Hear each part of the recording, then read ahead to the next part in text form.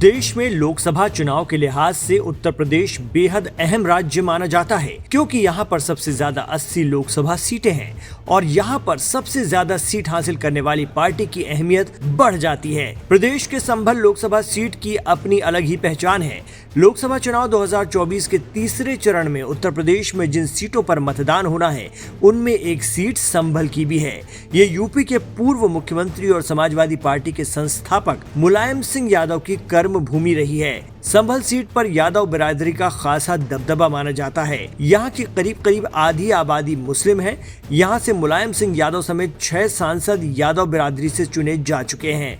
2019 के चुनाव में संभल सीट पर समाजवादी पार्टी को जीत मिली थी। समाजवादी पार्टी के टिकट पर शफीकुर रहमान बर्क 2009 और 2019 में सांसद बने थे।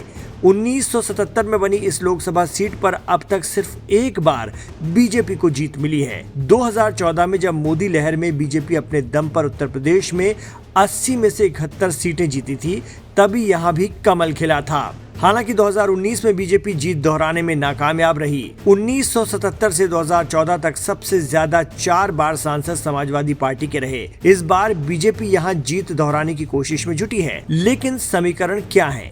इस सीट पर यादव नेताओं का दबदबा रहा है। सपा के संस्थापक मुलायम सिंह यादव और उनके भाई राम गोपाल यादव भी संभल से चुनाव जीतकर लोकसभा पहुंचे थे।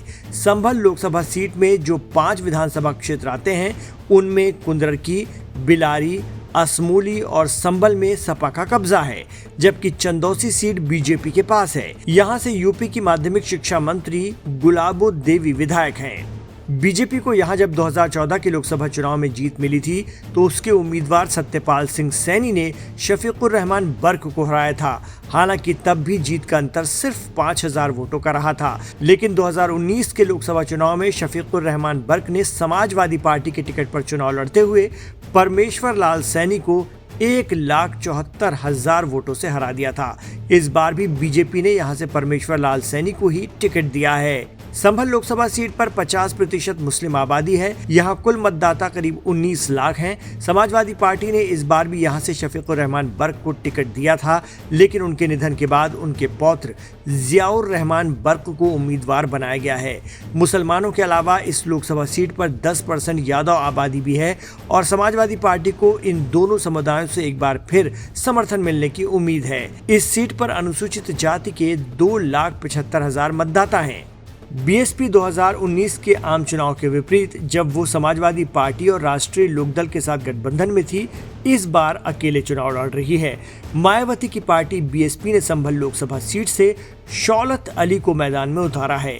खास बात यह है कि संभल पर इंडिया गठबंधन ने भी मुस्लिम उम्मीदवार उतारे हैं, जिसके बाद विपक्षी खेमों के बीच मुस्लिम वोट का बंटना तय है। दावा किया जा रहा है कि जिसका सीधा लाभ बीजेपी को होगा। कांग्रेस पार्टी छोड़कर बीएसपी में शामिल हुए मुरादाबाद के पूर्व विधायक शौलत अली साल 1996 में समाजवादी पार्टी से एक बार विधायक रहे हैं, 6 बार विधानसभा चुनाव लड़ चुके हैं और साल 2012 से कोई चुनाव नहीं लड़ा है। समाजवादी पार्टी की उम्मीदें मुस्लिम यादव समीकरण पर टिकी हुई हैं, जबकि बीजेपी मोदी योगी के नाम पर काम के सहारे कमल खिलाने में लगी है। बीएसपी की नजर दलित के साथ मुस्लिम मतदाताओं पर है। साफ नजर आता है कि इस बार संभल में चुनाव काफी दिलचस्प होने वाला है। कौन बाजी मारेगा, इसके लिए हमें 4 जून का इंतजार करना होगा।